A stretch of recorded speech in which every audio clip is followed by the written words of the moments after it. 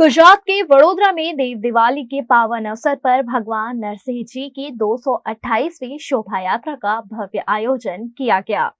देव दिवाली के मौके पर वडोदरा में हर वर्ष भगवान नरसिंह जी की तुलसी जी के साथ शादी रचाने की परंपरा है, जिसके तहत आज सुबह से ही भगवान नरसिंह जी के मंदिर में धार्मिक आयोजन किए गए हैं, जिसकी तिलक विधि में सुबह से ही बड़ी संख्या में भाविक भक्त शामिल हुए हैं।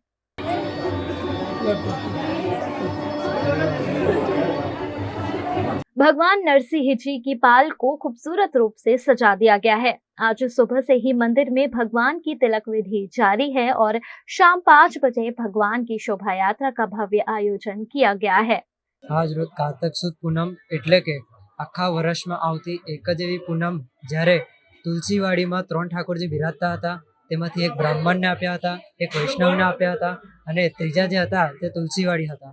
હવે એ તુલસીવાડી જ્યાં આગળ બાવાશ્રી તેમની પૂજા કરતા હતા તે વખતે બ્રાહ્મણ વૈષ્ણવને બધા ત્યાં મળીને ત્યાં ભજન કીર્તન કરવા જતા હતા।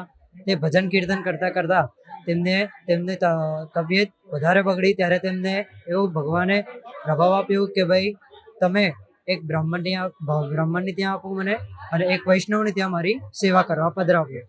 ત્યારે તેમને કહ્યું કે આ વર્ષે મારી સમાધિ પર કાર્તક સુદ પૂનમના દિવસે ઠાકોરજીને લઈને અહીંયા તુલસીવાડી લઈને આવવા, મારી સમાધિ પર બેસાડી તેમને ભોગ ધરાવો અને આખા વર્ષમાં તેમને સુખડી એટલે કે નરસિંહ લોટ ધરાવો અને એક અખંડ દીવો રાખો। તે આ કાર્તક સુદ પૂનમના દિવસનો મહિમા છે।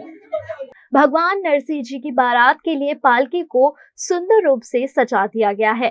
प्रबोधिनी एकादशी के मौके पर नरसिंह जी के मंदिर के परिवार के सदस्यों ने तुलसीवाड़ी पहुंचकर शादी का न्योता भी दिया।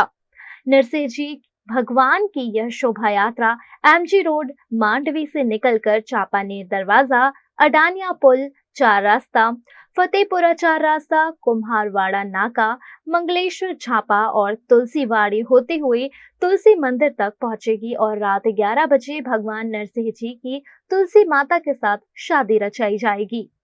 कार्तक सुद पूनम ने आज अत्यारे चाला विधि संपन्न थई रही है। 12 महीना में एक बार भगवान चालो करवामां आवे छे।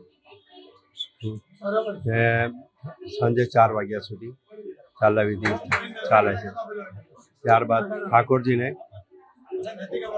पालकी में पधराववामां आवे। त्यारबाद पालकी तुलसीवाड़ी पालकी जाए એટલે દરબારના ધક્કેથી માડવી લઈએ ને તુલસીવાડી બિરાજમાન થાય છે।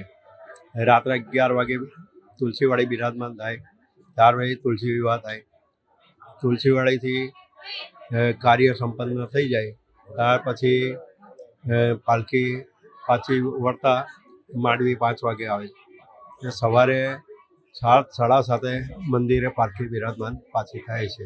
ત્યારબાદ ચાલા વિધિ સંપન્ન થાય છે। ભાવિ ભક્તોને ભાવપૂર્વક આમંત્રણ।